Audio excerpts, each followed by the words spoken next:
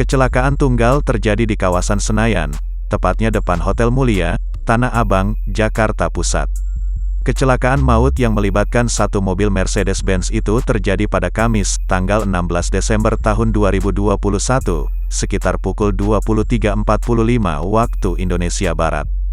Kasih Laka Subdit Gakum Ditlantas Polda Metro Jaya, Kompol Eko Setio BW mengatakan pengemudi itu merupakan mahasiswi berinisial NZZ, 21. Ia mengatakan kejadian itu bermula saat NZZ melintas dari arah Patal Senayan menuju arah lampu merah Hotel Mulia. Korban sempat ditolong orang dan dilarikan ke rumah sakit terdekat.